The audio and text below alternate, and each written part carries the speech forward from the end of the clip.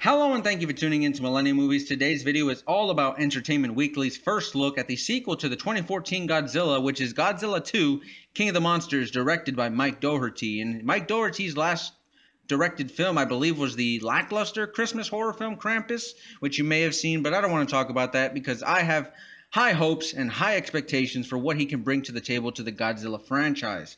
So, speaking of Godzilla, our very first photo is a very aesthetically pleasing one of Godzilla unleashing his atomic breath. Well, like I said, this is a very pretty picture.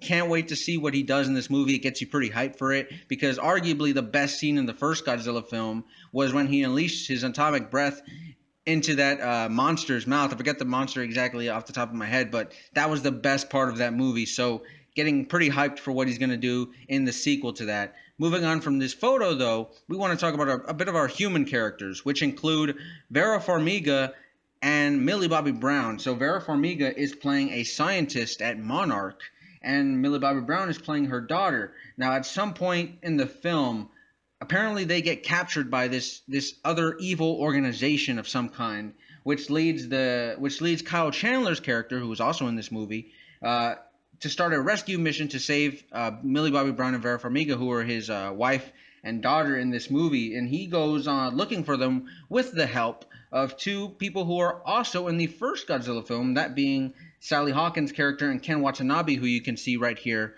in this screenshot right here. So I gotta say, off the bat, when we think about these characters, I want to say that this story sounds a little bit better already than the first film, which just followed Aaron Taylor Johnson just going around trying to, hunt down Godzilla and like save other people from what's going on with all the chaos. I wasn't invested in his character, and that movie really too. It really soured everybody, I think, when they promised all the trailers that we were going to get Bryan Cranston in a Godzilla movie. And that lasted for all about 10 minutes at the most. And then he was killed off and we never saw him again. And we were stuck with Aaron Taylor Johnson for the rest of the movie and a small amount of Godzilla.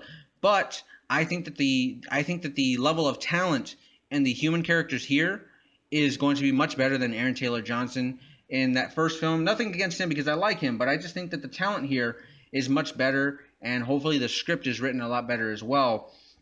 One other character I wanted to touch up on is O'Shea Jackson Jr. is also in this film, and he said himself that he's playing a soldier who is the leader of this type of group of like specialized soldiers who, I guess, we don't know if they're fighting for this evil organization or if they're a part of Monarch or like the U.S. military. We don't know exactly, but I expect that he's going to probably help out with that rescue mission and also trying to help out Godzilla in any way that he can with trying to defeat the baddies in this movie. Now, who are the baddies, you might ask?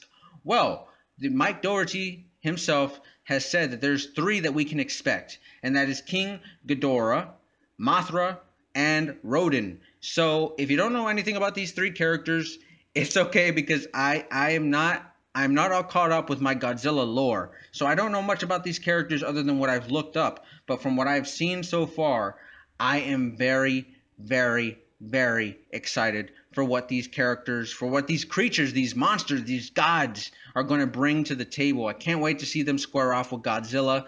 And as you also probably remember, they were also teased in the post-credit scene from Kong Skull Island. And speaking of Kong Skull Island, Michael Dougherty also confirmed that there's going to be a lot of hints and nods and Easter eggs to King Kong's existence in the Godzilla universe, which is of course going to lead up to King Kong versus the King Kong versus Godzilla movie that's going to be coming out, I believe, in 2020 or 2021, somewhere around that time frame. So yes, guys, this is all the news we got so far in this first look from Entertainment Weekly. Are you excited about all this stuff? Do these first look photos excite you? Does the cast excite you? Do the monsters excite you? Let me know in the comment section below. I'd love to have a conversation with you. And if you're into this type of movie news content, I have videos ranging from Stranger Things to It to Castle Rock to Chucky to Star Wars to Marvel to DC. All things movie and TV show nerd culture alike.